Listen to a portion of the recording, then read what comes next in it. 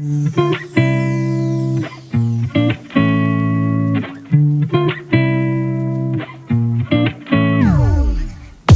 दिन हो गए थे किसी कार का रिव्यू के, और बहुत सारी डिमांड आई थी किसी वैल्यू फॉर मनी छोटी गाड़ी के रिव्यू के बारे में, उसके यूज़ कार प्रोपोजिशन के बारे में। तो आप लोगों की डिमांड के अनुसार ये है हमारे पास धड़कन की चाबी, यानी शेवरले बीट। और here it is the Chevrolet beat.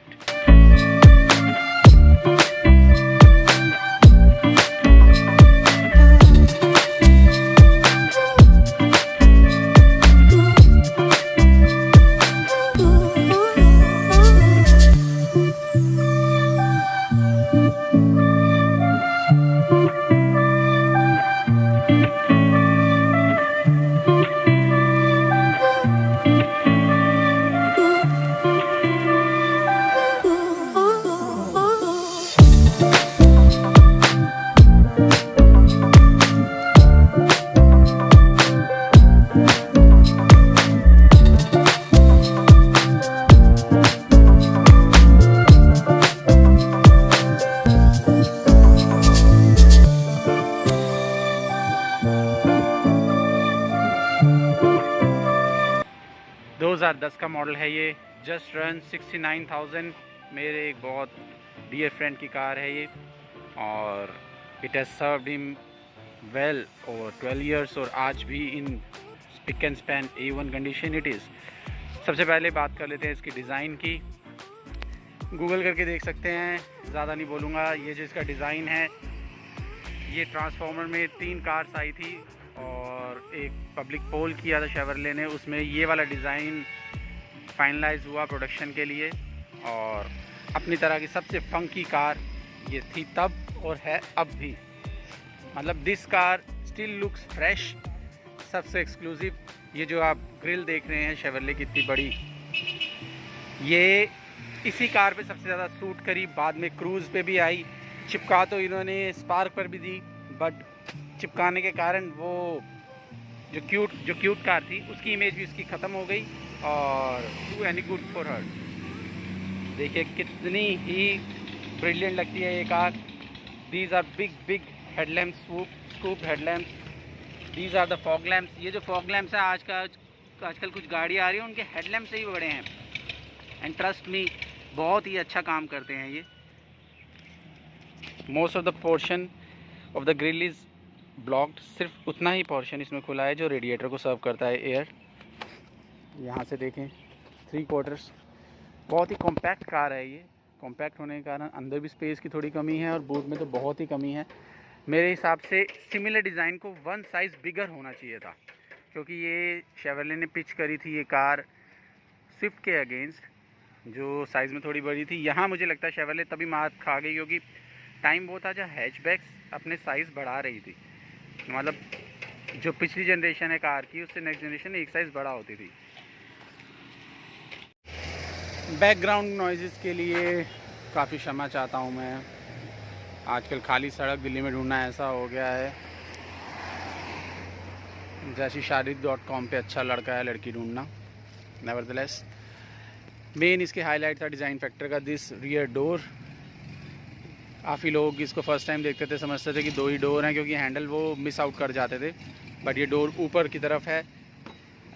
बहुत ही यूनिक डिज़ाइन था तब के लिए, बट इसका एक डाउन साइड है इसकी वजह से यहाँ क्वार्टर विंडो है वो मिस हो जाता है, जिसकी वजह से ये जो इंटीरियर है बैक सीट पे वो थोड़ा सा डार्क या क्लोस्ट्रोफोबिक लग सकता है किसी को।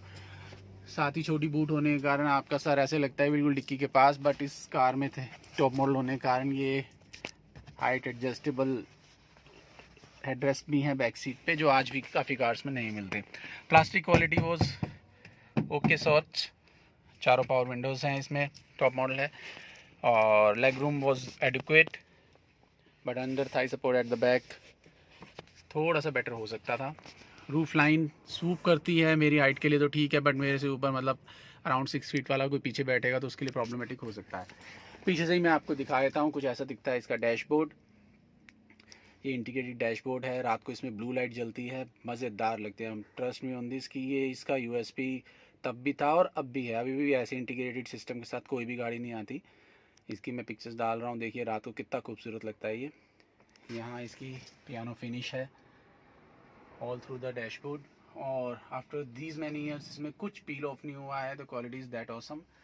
डैशबोर्ड में ये ग्लव बॉक्स है, ये भी डिसेंट साइज़ का है। 2 स्पीकर्स दिए गए हैं एट बोथ एंड्स, और पीछे भी 2 स्पीकर्स है, but sound quality is just average, कुछ खास नहीं है। ये स्टार्टिंग का मॉडल था तो इसमें USB नॉर्म छोटी दी गई है, तो पीछे से एक डैशबोर्ड में USB निकाल के डाली गई है, बट ब्लूटूथ मिसिंग था, वो मेरे को लगता है शेवरले ने मिस आउट कर दिया। ब्लूटूथ भी देना चाहिए था। ऑटोमेटिक क्लाइमेट कंट्रोल है ये, फुली फंक्शनल, जो बिल्कुल एंड में 2016-17 के LT मॉडल से इन्होंने हटा दिया था। I don't know why. Cost cutting में भी दीज आर द पेडल्स। जो स्पेस है वो भी ठीक ठीक है, आपकी नी लग सकती है, तो मेक श्योर आप गाड़ी में बैठें और लगा के बैठ के अपने फीट का जो साइज़ है उसके हिसाब से सीट्स अरेंज करके देखें कि कैसा कंफर्टेबल है या नहीं। और this is another highlight, another first, ये है बाइक इंस्पायर्ड स्पीडोमीटर कंसोल, जिसमें एनालॉग और डिजिटल दोनों हैं। यहाँ पे सारे टेल लाइट्स आते हैं। यहाँ मैं आपको ऑन करके सी टेल लाइट्स आते हैं, पूरा डिजिटल। इसमें टेकोमीटर है, टाइम, ओडोमीटर, स्पीडोमीटर तो एनालॉग है, साथ में यहाँ पे दिखाता है फ्यूल मीटर। बहुत ही अलग तरह की चीज़ थी तब, अभी भी किसी गाड़ी में ऐसे देखने को नहीं मिलती। और इसकी अच्छी बात है ये हाइट एडजस्टेबल है इसका स्टीयरिंग व्हील, बट ये जो मीटर है वो इसके साथ ही ऊपर नीचे होता है। मतलब इसकी अच्छी बात ये रहती है, अगर आप स्टीयरिंग को हिला के ऊपर नीचे करें तो ये इसके साथ ही ऊपर नीचे जाता है, तो आपके कभी भी व्यू में नहीं अटकेगा कि कुछ दिख नहीं रहा स्टीयरिंग एडजस्ट करने के बाद। ये है इसके यहाँ पर वैनिटी मिरर दिया गया पैसेंजर साइड पे, और roof line is still as good as new, तो क्वालिटी बहुत अच्छी थी। ये लाइट थोड़ी बड़ी हो सकती थी, बट नेवरदलेस बहुत अच्छी है ये कार। अंदर से आप अंदर बैठे तो पता लगता है किसी प्रीमियम हैचबैक में बैठे हैं। और बट कैबिन मेरे हिसाब से स्पेशियस है, बट स्पार्क का थोड़ा ज़्यादा एरिया थोड़ा ज़्यादा स्पेशियस लगता था। इसका भी ठीक है, बट और बेटर हो सकता था, एक साइज़ बिगर होती तो बेटर होता। The bigger the better it is. यहाँ से भी दिख रहा है रियर वाइपर।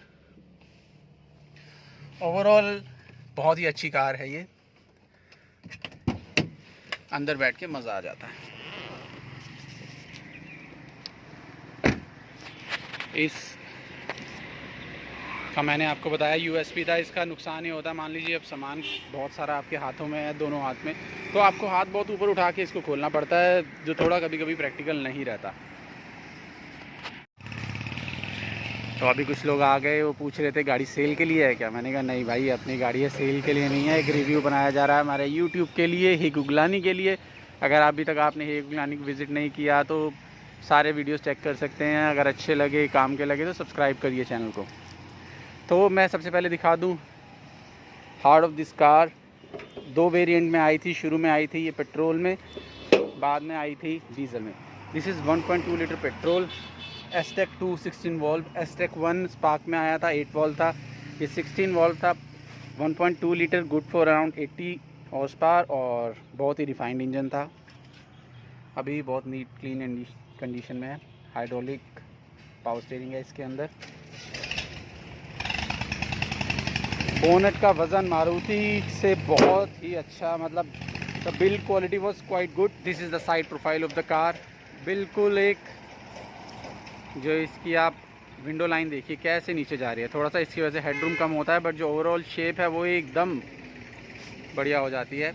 इन टायरों के बारे में कुछ बताना चाहूँगा। इस फर्स्ट टाइम था किसी कंपनी ने ऐसे रिम डिज़ाइन किए जो व्हील अलॉय व्हील लगते थे। अब तो बहुत गाड़ियों में आ गए हैं, बट जो फर्स्ट टाइम ये चीज़ जो थी वो बीट में आई थी।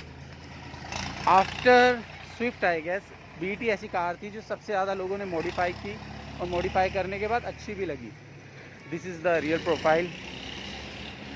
रियर से थोड़ी नैरो लगती है क्योंकि साइड्स जो हैं वो अंदर की तरफ हैं, but still it looks good.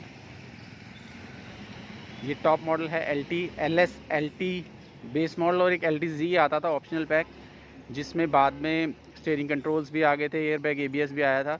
इसमें एयर बैग ABS कुछ भी नहीं है। अब मैं आपको दिखाता हूँ इसकी बूट। Boot is 170 litres. यहाँ एक पार्सल ट्रे होती है वो मिसिंग है। 60-40 की रियर सीट्स हैं। बहुत छोटी बूट है। काफ़ी लोगों ने इसमें सीएनजी लगा के चलाई है कार, और सीएनजी लगाते आप इसमें एक बैग भी नहीं रख सकते। ये जो टेल लैंप्स हैं इसके, ये मुझे लगता था किसी चाइनीज़ कार से इंस्पायर्ड है, क्योंकि ये कई बार शुरू में देख के लगता था कि इनके अंदर ऊपर का कुछ पोर्शन है वो मिसिंग है। बाद में एक फेस लिफ्ट में कुछ दूसरा कर दिया था इन्होंने। Bumper was quite large for its size. ये इसकी टेल पाइप है। टायर इन्होंने शुरू से ही दिए 155, ये बाद में अपग्रेड करके 165 किए, जो कि शुरू से ही 165 आने चाहिए थे। 155 बहुत ही पतले हैं इसके लिए। ये इसकी एलटी मॉडल में कंपनी फिटेड रूफ रेल्स हैं। फंक्शनल नहीं है, एस्थेटिक पर्पस के लिए हैं, बट बहुत अच्छी लगती हैं। साथ ही में आता है ये स्पॉइलर।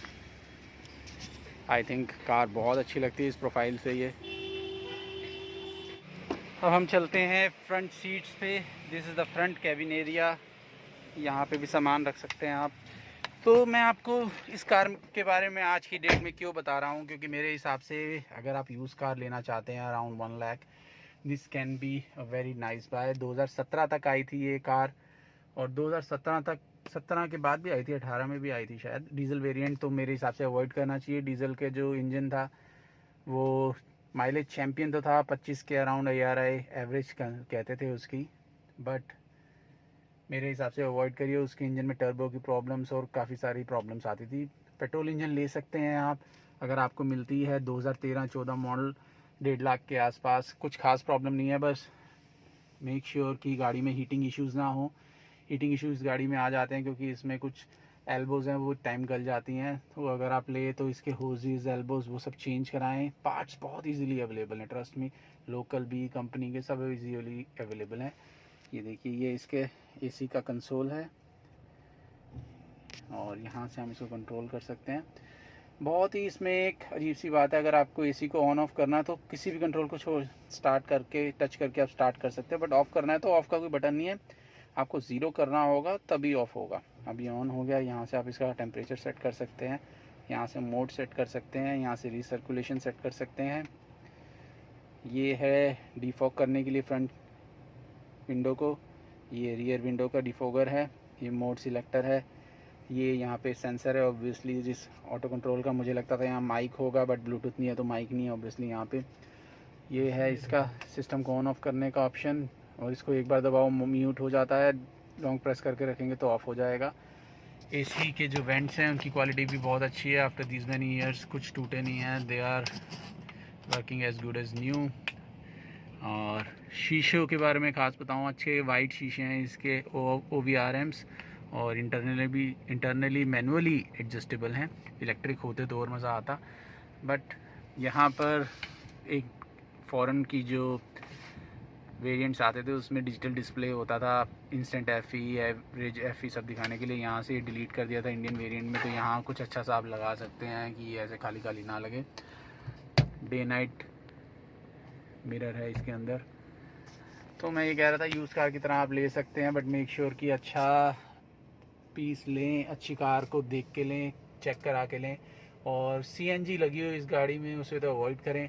अगर आपको 60, 70, 80 हज़ार, जैसे कि 70,000 के करीब चलिए ऐसी कोई गाड़ी मिलती है, उसमें आप खुद CNG लगा लीजिए।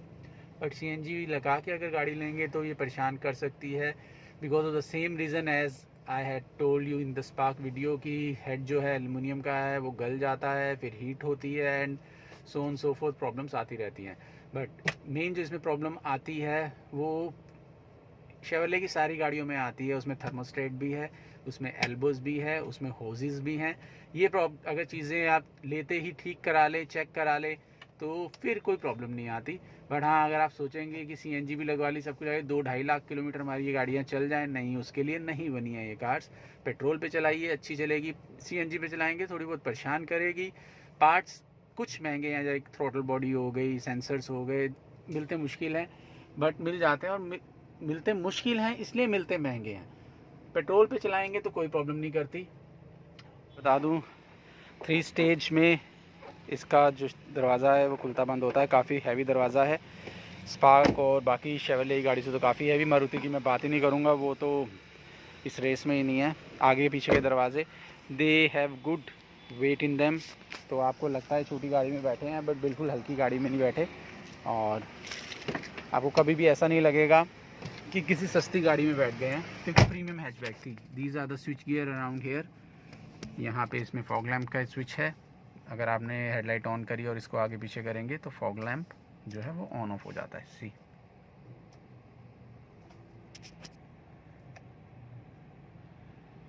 कॉइन होल्डर है, यहाँ से एडजस्ट हो जाती है हमारी हेडलैम्प की levelling.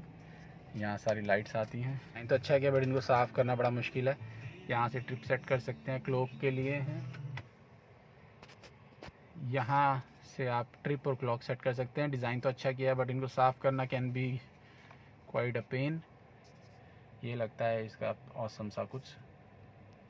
Analogue stereos, analogue meter I mean.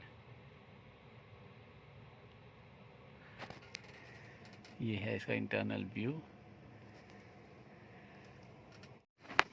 Manual centre locking आती है इसके अंदर, टक टक। तो ये भी अच्छी है, बट ये थोड़ा सा आउटडेटेड अब लगता है, तब के हिसाब से ठीक था। ऑटो लॉक होना चाहिए था स्पीड सेंस के साथ, वो नहीं है। आपको हर बार खुद मैनुअली लॉक अनलॉक करना पड़ेगा। ऐसा कुछ दिखता है इसका आगे से व्यू। पीछे के लिए ये हैंडल्स हैं, हैंडल पे हुक भी है, यहाँ भी हुक दिया है, आप यहाँ पे भी चीज़ें टांग सकते हैं। मतलब प्रैक्टिकलिटी का हर सेंस में ध्यान रखा गया था 2010 में, जो अभी तक कई गाड़ियों में मिसिंग है। वैगन आर और इन सब में देख लीजिए, अभी तक बहुत चीज़ें मिस हैं जो इसके अंदर ऑलरेडी 2010 में आ गई थी। तो अब आ गया है टाइम आप लोगों को बताने का कैसी चलती है Chevrolet Beat 1.2 petrol. Yes, petrol variant है, जैसा कि मैंने आपको ये बताया था। Refinement is top notch. आप गाड़ी स्टार्ट करने के बाद भी स्टार्ट कर सकते हैं, क्योंकि कई बार रियलाइज नहीं होता है गाड़ी स्टार्ट है। But like many other Chevrolet petrol engine, this is a lacklustre engine. That is आपको point A to point B बहुत अच्छे से पहुंचाएगा, बट चलाने में फन नहीं आता। एज इन अगर आप स्पिरिटेड ड्राइविंग करते हैं, क्योंकि इन्होंने ये गाड़ी का जो इंजन है, रादर पूरी गाड़ी पिच की थी स्विफ्ट के अगेंस्ट, जिसका के सीरीज इंजन था, और उससे पहले जो इंजन था वो बहुत ही ऑसम इंजन था ड्राइविंग प्लेजर के मामले में। बट ये जो गाड़ी है आपको रिफाइनमेंट देती है इंजन में, ना तो परफॉर्मेंस देती है ना तो एवरेज देती है। मैं ये समझ सकता हूँ कि अगर गाड़ी कंपनी ट्यून करे गाड़ी को कि एवरेज देगी भाई, इसलिए थोड़ी सी बॉक डाउन चलेगी, बट ये वो भी नहीं है। बट ये परफॉर्मेंस भी नहीं देती, तो थोड़ी सी इसकी ट्यूनिंग आउट ऑफ सॉर्ट्स है। बट चलाने में कोई दिक्कत नहीं है, अगर आप आराम से चलाते हैं तो कोई भी प्रॉब्लम नहीं होती। और इसका आराम से चलने का कारण और इतना अच्छा चलने का कारण है इसके जो गियर रेशियोज हैं वो परफेक्ट है। आप 10 की स्पीड पे भी चौथा गियर एंगेज कर देंगे, कोई नॉकिंग नहीं है किसी भी तरह की। सिटी में चला रहे हैं आप 5th गियर में बहुत जल्दी लाइक 35-40 की स्पीड पे आ जाएंगे। इसलिए मार्जिनली इसकी जो फ्यूल एफिशिएंसी है वो बेटर है स्पार्क से। स्पार्क 1 लीटर का इंजन था, तब भी 10, 12, 13 की एवरेज देती है। ये इन सिटी विदाउट एसी 15 के करीब दे देती है, 16 भी दे देती है, और विद एसी 12-13 देती है। ये रियलिस्टिक फिगर्स हैं सिटी में, जैसा आप ट्रैफिक देख रहे हैं, इससे ज़्यादा ट्रैफिक अगर है दिल्ली में तो। और लेकिन अगर आप थोड़ी ऐसी सिटीज़ में टायर 2 सिटीज़ में चलाएंगे थोड़ा बेटर होती है। हाईवे पे नो डाउट अच्छा परफॉर्म करता है इंजन, अगर आप कंसिस्टेंटली चलाते हैं इसको 80-90 पे, तो अराउंड 18 एवरेज देगी विद एसी। वहाँ भी आपको अगर ओवरटेकिंग करनी है तो आपको गियर शिफ्ट डाउन करना ही पड़ेगा। और गियर शिफ्ट की बात करें तो मैं आपको बता दूं, मेरे पहले पास मटीज थी, फिर स्पार्क थी, और अब ये चला रहा हूँ। तो गियर्स जो हैं इनके फैमिली, इनके ट्रेंड है कि ये रबरी फील इनके अंदर है ही है। रॉन्ग गियर्स नहीं होते, बट जो फील है वो मतलब आपको सेटिस्फाइंग नहीं लगेगा कभी भी। नॉची गियर शिफ्ट्स हैं, और विद टाइम जो एज करते हैं ये थोड़ा टाइट हो जाते हैं, और थोड़ी सी क्लंकिंग साउंड इसके अंदर आती है। बट जो प्लस पॉइंट है इस गाड़ी का, मैंने आपको अभी तो बताया कि इस गाड़ी का साइज थोड़ा सा 1 नंबर बिग होना चाहिए था, लेकिन चलाते टाइम सिटी में ये इसका पॉजिटिव हो जाता है कि छोटी गाड़ी है, आप इन एंड आउट ट्रैफिक में इसको बहुत इजीली कर सकते हैं thanks to these big mirrors. इसके जो बॉडी एस्पेक्ट के हिसाब से देखें तो शीशे थोड़े से बड़े हैं, बट ये जो शीशे बड़े हैं इसका एडवांटेज मिलता है आपको, क्लियर व्यू, ये पूरे बड़े स्क्रीन के कारण मिलता है पूरा व्यू क्लियर। अगर मैं अपनी हाइट के हिसाब से देखूं तो ये जो गाड़ी है एकदम परफेक्ट है, सारे व्यूज देगा, बोनट और नो डाउट नहीं दिखता। बट ये जो this dashboard is high set, तो कम हाइट वाले जो लोग हैं और जो फीमेल हैं उनको कभी कभी प्रॉब्लम होती है गाड़ी को रिवर्स करने में, या आगे पता नहीं लगता कर्व्स में कहाँ तक है गाड़ी। और साथ ही इसकी जो ये ड्राइवर सीट है इसमें हाइट एडजस्टेबल फीचर है नहीं, उसके कारण आप अगर छोटी हाइट के हैं तो आपको कहीं ना कहीं थोड़ी प्रॉब्लम होती है। बट पॉजिटिव पॉइंट में अगर आप देखे जाएं ड्राइविंग के हिसाब से, तो इसका जो स्टीयरिंग है, स्टीयरिंग व्हील की बात नहीं कर रहा, स्टीयरिंग व्हील की बात कर रहा हूँ मैं, वो एकदम परफेक्ट। मतलब आप वन साइज बिगर तो है, बट जो क्वालिटी है, जो इसके कंटोर्स हैं और जो इसकी शेप है ऑल अराउंड, आपको लगता है आप एक बड़ी गाड़ी चला रहे हैं। इसकी फील एकदम, मैं बता रहा हूँ, आजकल की जो गाड़ियाँ आप अगर मारुति की आप 10-12 लाख की मतलब टॉप की गाड़ियाँ भी ले लें, उनमें भी लेदर रैप होने के बाद भी ये फील नहीं आती स्टीयरिंग की, जो इसके नेकेड स्टीयरिंग में आती है। एकदम मतलब ऐसा स्टीयरिंग लगता है आपने कोई बड़ी गाड़ी चला रहे हैं। अब मैं बात करता हूँ आपसे इसकी हैंडलिंग के बारे में। हैंडलिंग इस गाड़ी की नो डाउट जिस सेगमेंट में थी, ये सेगमेंट जो इन्होंने चूज किया था, इसको पिच किया स्विफ्ट के अगेंस्ट, बट मेरे हिसाब से गाड़ी होनी चाहिए थी ग्रैंड i10 के अगेंस्ट, रिट्स के अगेंस्ट, क्योंकि वो टॉल बॉय डिजाइन वाली गाड़ियाँ थी, उनमें बाउंसीनेस थी, पीछे वाले जो सीट पे बैठते थे रियर शॉक्स की बाउंसीनेस थी, वो इसमें बिल्कुल भी नहीं है। और साथ ही मैं आपको बताऊं, अब ये स्पीड ब्रेकर्स हैं, इसमें आपको ये तो पता लगता है सस्पेंशन काम कर रहा है, ठक ठक थोड़ी आवाज़ होगी फील, बट कभी भी ऐसा नहीं लगता कि झटके अंदर तक फिल्टर हो रहे हैं और आपकी बॉडी को झटका लग रहा है, जो कि कभी कभी आपको स्पार्क में लगता था। ऑल इन ऑल बहुत ही mature ride and handling package था ये। हाईवे पे आप चलाओ, कॉर्नर्स को आप रिलेटिवली अच्छी स्पीड पे ले सकते हो, but due to the reason थोड़ी ये लंबी है वर्टिकली, आप कॉर्नर क्रेविंग तो इसको ऑब्वियसली कभी भी नहीं बोलेंगे। टायर्स इसमें 14 इंचज़ हैं, तो उस वजह से भी राइड क्वालिटी काफ़ी बेटर है। मारुति स्विफ्ट से ले लें या Hyundai Santro of that time उससे ले लें, ग्रैंड i10 तो तब आई नहीं थी, i10 जो आई थी उससे बहुत अच्छी राइड एंड हैंडलिंग का पैकेज है ये।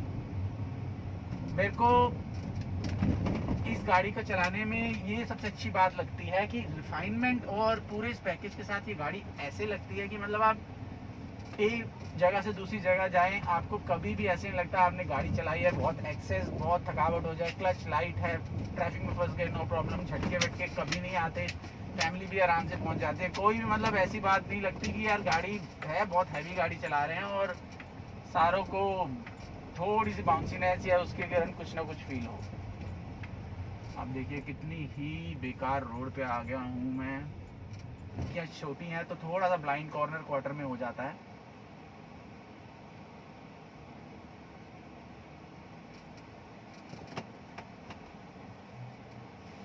यहाँ से पीछे लेना चाहिए, होंडा सिटी वाले भाई का बम्पर निकल गया है, तो I will not be taking any risk, क्योंकि इसका जो बम्पर है वो भी काफ़ी नीचे है बाई इटसेल्फ, मतलब लंबी नोज़ है इसकी भी, क्या रिस्क लेना। और special mention to this console, रात को ये ऐसा औसम लगता है। मैं आपको याद है कि जब फर्स्ट टाइम हमने बीट चलाई थी रात को, तो यही इसका यूएसपी था। मैं अब आपको फोटोज इसकी एक तो बीच में दिखा रहा हूँ, रात को ये कैसा कंसोल लगता है। Automatic climate control with red blue inserts, सारी लाइट ब्लू हैं, ऐसा लगता है आप किसी स्पेसशिप या किसी कॉकपिट में बैठे हैं, और ये फील ही नहीं होता कि एंट्री लेवल हैचबैक का ऐसा इंटीरियर भी हो सकता है। Well design interior, hard plastics हैं, बट डिज़ाइन एकदम ऐसा है, कोई रेटल्स नहीं, कोई स्क्वीक नहीं। अभी आपको देखिए आसपास अभी भी बीट ऐसी नज़र आती है जैसे बहुत ही कॉमन कार है और है भी। आउटराइट एक्सेलरेशन की बात करें, अगर आप गियर चेंज ना करें एक्सेलरेट, तो फिगर्स तो अच्छी हैं, बट क्योंकि इतना रिफाइंड इंजन नहीं है, मतलब हाई रेव्स पे जाना इतना पसंद करता नहीं, तो आपको एकदम थोड़ा सा, मुझे तो गिल्ट कॉन्शियस होता है अगर मैं किसी एक पर्टिकुलर गियर में इसको खींच दूँ 6000-7000 तक, तो रेफ फ्रेंडली इंजन नहीं है बेसिकली ये। अब देखिए ये हमारी खाली सड़क आई, अगर हम इसे भगाना चाहूँ, I am in third gear और मैं यहीं से पिक करूँ, पिक्स अप नाइसली, बट रूमीनेस आ जाती है कैबिन में। और यहाँ तो स्विफ्ट में तो बड़ी अच्छी फील देती है, इसमें इतनी अच्छी फील नहीं देती है। अब देखिएगा, नाइसली, नो नॉकिंग। अब I am just over 3,500, but अब मेरा मन करेगा इसको और ना खींचूं, गियर चेंज कर स्लाइड।